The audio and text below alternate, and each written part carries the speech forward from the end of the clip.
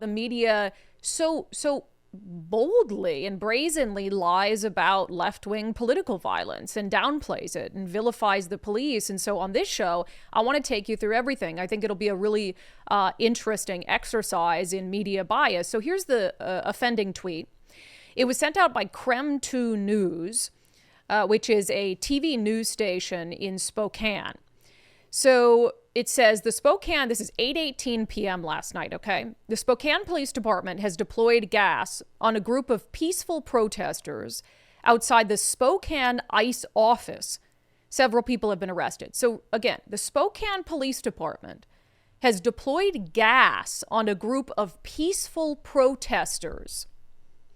So there's a video that accompanies it, and it shows police launching something. I'm not sure what their characterization, if it's accurate or not, but on this group of individuals who are in the street, and it's a pretty tense moment.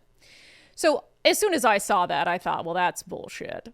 That's bullshit. And this tweet they were pretty well eviscerated for it.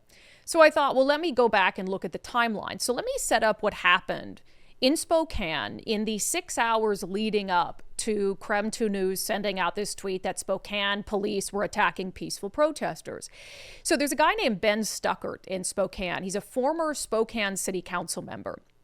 And he had sent out an action alert. He is the one who got all these people outside the Spokane ICE detention facility, calling on them to protest ICE. Here's what he said. Action alert. 3 weeks ago, I became the legal guardian to a young man from Venezuela seeking asylum. He has turned in all paperwork and has a future court hearing. I went with him to ICE to check in today. They detained him and are shipping him to Tacoma, where the ICE detention center is. I'm asking that if you care at all about these illegal detainers, you meet me at 411 West Catalado by 2 p.m.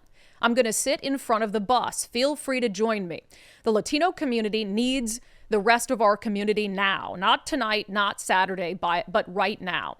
So Ben, I guess he became the legal guardian of this kid from Venezuela, finds out he's going to be transported by bus from the Spokane ICE facility to the ICE detention center in Tacoma. So he makes a plan that he's going to sit in front of the transport bus, and he tells other people, again, a former Spokane City Council member, to come and join him as well. So I'm going to take you through the real-time coverage from Krem2 News as all of this is unfolding. Now, I will say from the jump, I don't know who's responsible for the offending tweet. I'm going to show you tweets from another reporter from Krem2 News who was on the ground, who clearly seems to be fairly documenting and just stating with video, here's what's happening, here's the response, here's what's happening, here's the response. So I don't know that it's this reporter's fault. I'm not sure she's the one who sent out the offending tweet, but I'm going to use her reporting from Krem2 News to show why and how insane it is that Krem at 8:18 p.m. makes the assertion that police are gassing peaceful demonstrators. So here is Amanda Rowley's tweet with video at 2:56 p.m. It says, a car is parked in front of the bus that will supposedly take the young man and his friend, both from Venezuela, to Tacoma for a hearing. Stuckert is asking for another car to park behind the bus. So you see it there. Very clear. They've got a car. They're blocking this bus that's supposed to take the ICE detainees to Tacoma. That was 2:56 p.m. Somewhere around 3:02 p.m., Amanda Rowley with Krem News sends out this picture. The driver's side of the bus outside of the Spokane ICE office is spray painted white. So at that point, they're blocking an ICE bus. 3 p.m., someone in the group has vandalized the bus so it can't be driven, because clearly you're not going to be able to see out the front window. 3:02 p.m. All right, here's what Amanda Rowley, the video she sent out at 5:30 p.m. She writes, it has escalated. Officers have come to the side gate to the Spokane ICE office, and this is what unfolded. And what her video shows are individuals storming the gate. You can barely see their heads, but the reporter is saying on there, oh my God, they're trying to go inside. There's pushing and shoving at the ICE gate. So there's clearly assaults that are happening. And the crowd is becoming very hostile. And even the Krem reporter characterizes it as being an escalation from the crowd. So that's 5:30 p.m. 6:41 p.m., she sends out two pictures. Protesters have gathered outside both gates located on the backside of the Spokane ICE office. They've blocked them both. So we see a very similar thing to what we saw at the federal building in Seattle. Both of the gates they're trying to block with scooters, garbage cans, whatever they can. So again, just to sort of recap here, they're blocking an ICE bus. They've vandalized the ICE bus. They've gotten in a pushing and shoving match and stormed the gate of an ICE facility. And as of 6:41 p.m., they've attempted to block with makeshift barricades both of the gates at that ICE facility. 7:44 p.m. This video comes out from the official Krem 2 news account. It says protesters are confronting Spokane police and the Spokane County Sheriff's Office as the gathering outside the Spokane ICE office grows. Former Spokane City Council member Ben Stuckert, who called on the community to be gathered, has been arrested. So they're saying that there's confrontations.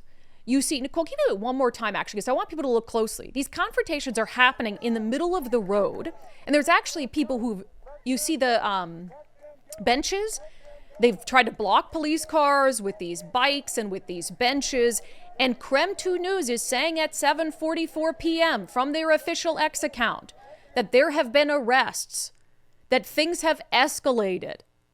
You can see in their video that people have taken to the streets. They're blocking cop cars with benches and with bikes. So we know that arrests have occurred as of 7:44 p.m. We also know, between that and the next video I'm going to show you, that the Spokane Police Department has made a lawful dispersal order. So this has been going on now since at least 2 p.m. It's almost 8 p.m., 6 hours. We know there's been vandalism. We know there's been what looked a lot like assaults when they tried to rush the gate of the ICE facility. There's been blockades put up in that 6-hour time frame. There's been arrests that have been made, and Spokane police issue a dispersal order. All of that happens, documented by Krem 2 News, put out in sequence by their reporter who's on the ground, Amanda Rowley, and then Krem 2 News puts out the offending tweet and the corresponding video. 8:18 p.m. The Spokane Police Department has deployed gas on a group of peaceful protesters.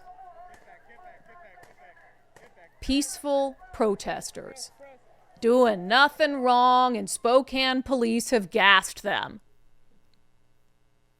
How nuts is that? You're not going to see that anywhere but on unDivided. But that shows you the evolution of a lie. They could even have, from their own account, from the very same account, they post the lie about peaceful protesters being gassed by Spokane PD. What?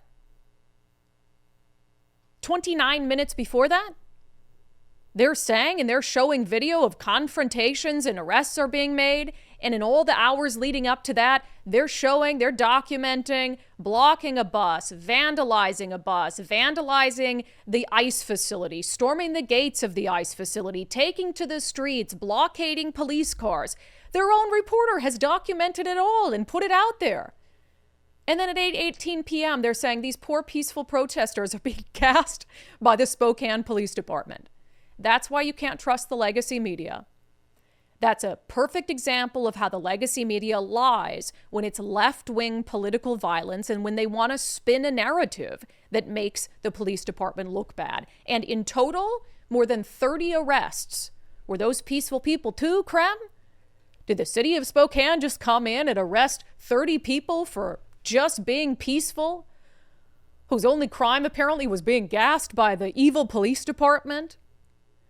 So that shows you, if you have a local news station that for whatever reason you blindly trust and you see a post from them that says police are gassing peaceful protesters, the first thing you should do is go back and look at what that police or what that news station has been reporting for the hours leading up to that moment. Or if you can find any videos or photos of what other people have been actually showing on the ground. Because after 6 hours of crimes being committed, those are no longer peaceful protesters. And there's going to be a lot of this used over the weekend at these No Kings rallies and marches, which I do believe will start overwhelmingly peacefully. I have no doubt in my mind. We're kind of used to this. We know the anti-Trump crowd and they're sort of older and progressives, I am sure that the vast majority of people who take to the streets on Saturday will do so with the intent of being completely peaceful. But when it becomes a situation when there are acts of violence and vandalism, you will see the people who don't want to be engaged in rioting leave. And the people who don't leave know what they're getting into. They know what they're staying for. They're no longer peacefully assembled. And I saw that last night when the group of 1,000 Antifa marched from Cal Anderson Park down to the Federal Building. There are some who got to the Federal Building, engaged in some chants, and got the heck out of there. Because they knew exactly what was planned. Because they could see the Antifa people with their gas masks going on, and they didn't want a part in it. And to those people, bravo. You peacefully assembled, you got your point out there, and then you left. And within 20 minutes of them arriving at the Federal Building, the crowd of 1,000 was down to maybe 500. And then when the fire started and they started throwing fireworks into the dumpster, crowd was down to like 300. And at that point, you know that those 300 are there to commit crimes. And they're there to riot. And every single one of them should be arrested. So don't trust the media when they couch, if there's overwhelmingly peaceful, they say mostly peaceful. After the sun sets and the violence and the vandalism begins, those aren't peaceful demonstrators anymore. So don't believe media outlets that tell you that. Insane stuff from Krem 2 News. And the last I checked, despite them being eviscerated for this online, that post is still up and no apology or correction has been made.